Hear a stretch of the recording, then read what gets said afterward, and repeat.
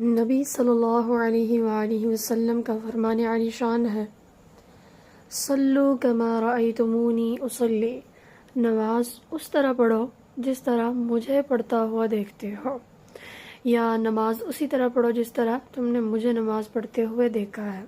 صحیح البخاری شریف کی حدیث نمبر 631۔ اب ہم یہ دیکھتے ہیں کہ نبی صلی اللہ علیہ وآلہ وسلم نے کیسے نماز پڑھی۔ تو نماز کا طریقہ ڈسکس کرتے ہیں۔ سب سے پہلے نماز کے طریقے میں آ جاتی ہے نیت۔ نیت دل کے ارادے کا نام ہے۔ زبان سے کہہ کر نیت کرنا یہ احادیث سے اور سنت رسول صلی اللہ علیہ وآلہ وسلم سے ثابت نہیں ہے۔ دل کا ارادہ ہی نیت کہلاتا ہے۔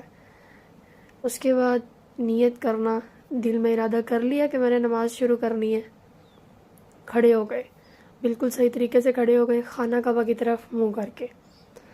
اس کے بعد اپنے پاؤں کو اتنا کھولنا ہے کہ اگر آپ نماز جماعت کی صورت میں پڑھ رہے ہیں تو دوسرے جو نمازی ہیں ان کے پاؤں اور کندھوں کے ساتھ آپ کو اپنے پاؤں ملانا آسان ہو جائے۔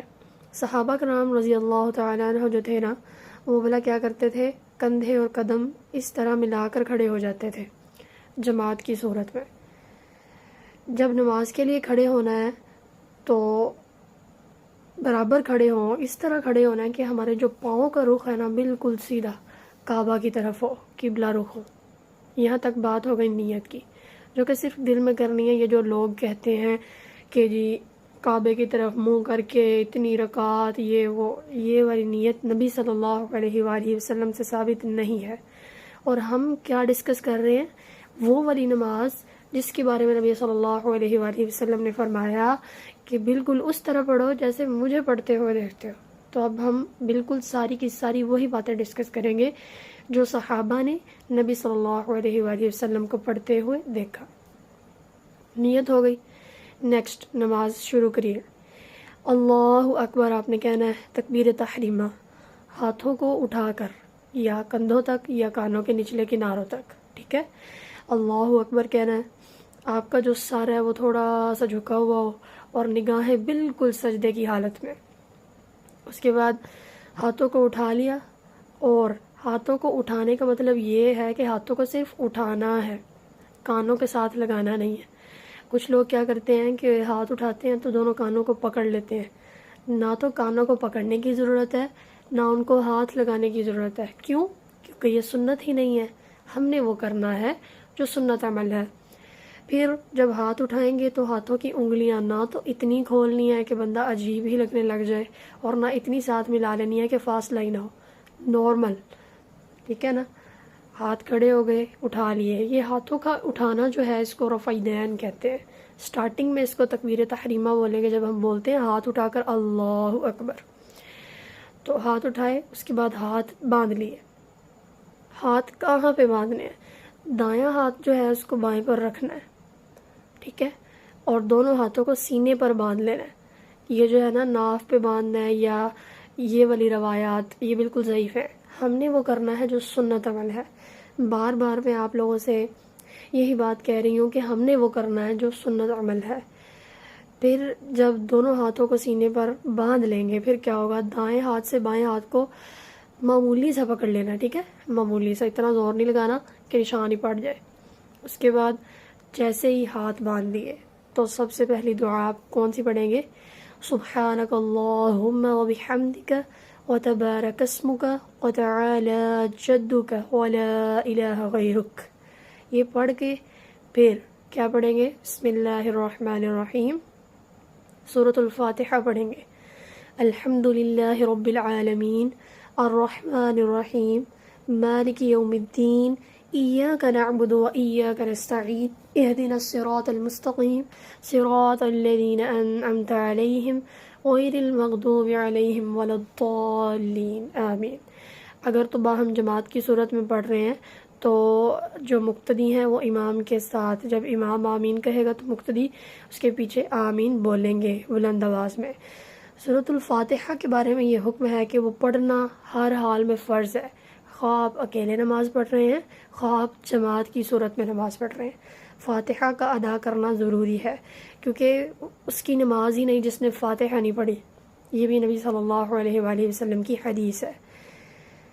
تو نماز فجر، مغرب اور عشاء میں جماعت کے ساتھ نماز پڑھتے ہیں، ہمیں معلوم ہے امام کی آمین کے بعد بلند آواز سے آمین کہنا ہے، ٹھیک ہے۔ اور جو دو نمازیں ہوتی ہیں، سری نماز ہوتی ہے، جہری نماز ہوتی ہے، تو اگر ہم جہری نماز جو ہے اس میں سورۃ الفاتحہ کے بعد کوئی سورت نہ بھی پڑھیں، صرف امام کی قرأت سن لیں، یہ انف ہے۔ اور اگر اکیلے نماز پڑھ رہے ہیں تو پھر تو لازم ہے کہ فاتحہ بھی پڑھنی ہی پڑھنی ہے اور کوئی اور سورت بھی پڑھنی ہی پڑھنی ہے۔ فاتحہ کے بارے میں ہر حال میں پڑھنی ہے، جماعت ہو یا آپ اکیلے پڑھ رہے ہو۔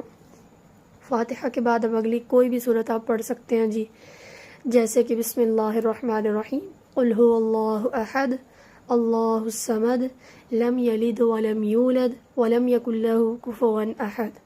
یہاں تک ہم تھے قیام میں، اس سورت تک ہمارا قیام مکمل ہو گیا۔ اس کے بعد رکوع میں جانے کے لیے ہم پھر وہی کریں گے، ہاتھوں کو بلند کرنا ہے، اللہ اکبر کہتے ہوئے ہاتھوں کو بلند کرنا ہے اور پھر رکوع میں چلے جانا ہے، ٹھیک ہے۔ اور ہاتھوں کو کتنا اٹھانا ہے وہ میں نے آپ کو پہلے بھی بتایا ہے، یا کندھوں تک اٹھا لیں یا کانوں کے جو نچلے کنارے ہیں نا وہاں تک اٹھا لیں، رکوع میں چلے جائیں۔ رکوع ہم نے اس طرح کرنا ہے کہ ہماری جو کمر ہے اور جو سر بالکل سیدھے ہوں، ٹھیک ہے نا، کمر میں خم نہ ہو۔ جسم کو اس طرح جھکانا ہے ہم نے کہ زمین سے پیٹھ اور سر کی مسافت، سر کا فاصلہ جو ہے نا وہ بالکل برابر ہو، اور نگاہ اپنی زمین کی طرف ہی رکھنی ہے۔ اور جو ہتھیلیاں ہیں، جب ہم رکوع میں جائیں گے تو ان دونوں ہتھیلیوں سے اپنے گھٹنوں کو پکڑ لینا ہے اچھے طریقے سے، ٹھیک ہے۔ اور دونوں بازو جو ہیں وہ ایک دوسرے سے دور سیدھے سیدھے ہوں گے، ٹھیک ہے۔ بازو تو سیدھے ہی ہوں گے، ظاہری سی بات ہے، کیونکہ دایاں جو ہاتھ ہے وہ دائیں گھٹنے پر ہوگا، بایاں ہاتھ بائیں گھٹنے پر ہوگا۔ پھر رکوع میں جاتے ہی دعا پڑھنی ہے کم از کم 3 بار، سبحان ربی العظیم، یہ 3 بار پڑھنی ہے۔ اس کے بعد جب رکوع کر لیں گے تو اگلی بات آ گئی تسمیع و قوما کی، یعنی رکوع سے اٹھتے وقت جیسے ہی ہم رکوع سے اٹھیں گے تو رکوع سے اٹھتے وہی کام ہم نے کرنا ہے، رفع دین کرنا ہے، دونوں ہاتھوں کو بلند کرنا ہے اور بالکل سیدھے کھڑے ہو جانا ہے۔